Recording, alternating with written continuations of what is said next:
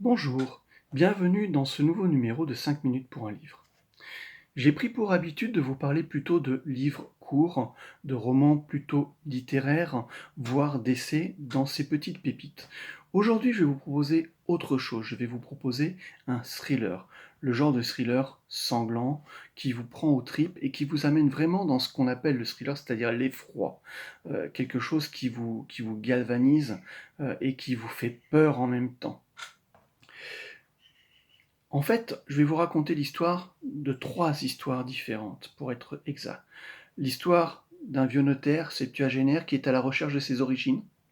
L'histoire également d'un adolescent qui, à la suite d'un pari avec son frère, s'est perdu en forêt. Et enfin, l'histoire d'un groupe de gendarmerie qui intègre un réseau d'Interpol qui s'appelle TEH pour trafic d'êtres humains. Les 3 histoires sont regroupées dans Le Cheptel de Céline Dangean. Un livre d'un peu plus de 900 pages qui se lit d'une traite très facilement et qui va aller au bout de ses histoires. Clairement, c'est une nouvelle histoire de la capitaine Héloïse Bouquet. Je n'ai pas lu les volumes précédents ou le volume précédent, je n'ai lu que ce livre de Céline Dangean et il m'a donné envie de lire tous les autres.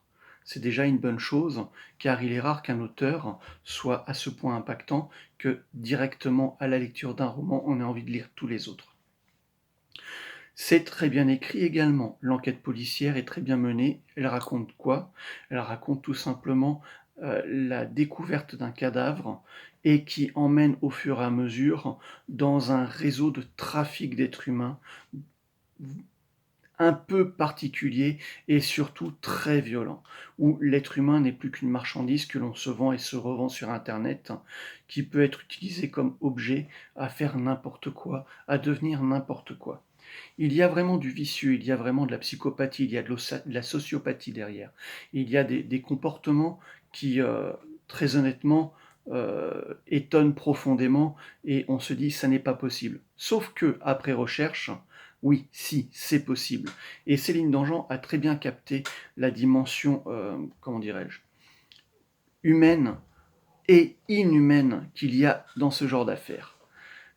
Honnêtement, à ce niveau-là, l'enquête très bien faite, très bien menée, très riche d'enseignements, et outre le fait qu'elle cale vraiment à une réalité, c'est surtout très entraînant. On a affaire à des personnages qui sont vivants, qui sont dynamiques, qui sont très personnalisés, très forts, et ça, c'est très bien.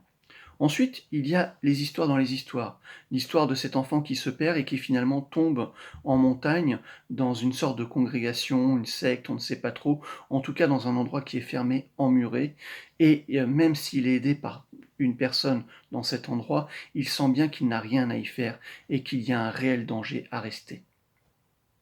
Enfin, le vieux notaire qui recherche ses origines, il découvre qu'il a eu l'occasion d'aller dans ce qu'on appelle un camp orphelinat durant la guerre de 39-45.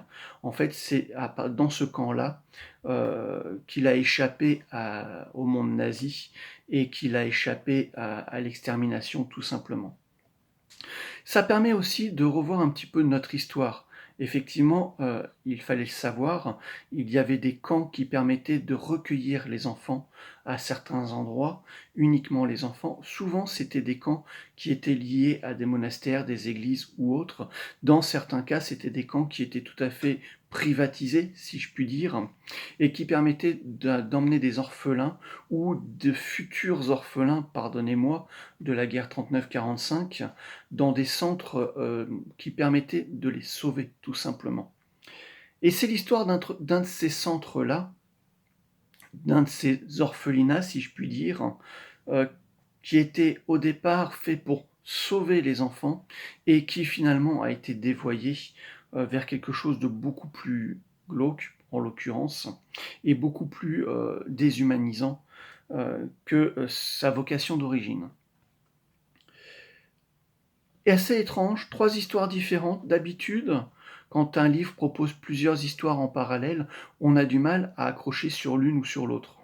On est plutôt axé sur l'enquête policière ou plutôt sur la recherche des origines ou plutôt le gamin qui se paume. Là, les 3 enquêtes sont vraiment, enfin, en tout cas, les 3 histoires sont vraiment au même niveau et nous emmènent, nous, lecteurs, sur un fil directeur qui nous permet de comprendre et d'avoir une vue d'ensemble de toute l'œuvre qui est devant nous. C'est très bien écrit, chaque partie est bien distincte et en même temps, tout à fait cohérente avec le reste et j'ai été profondément étonné. C'est un volume qui peut faire peur, oui, 900 et quelques pages, 930 environ.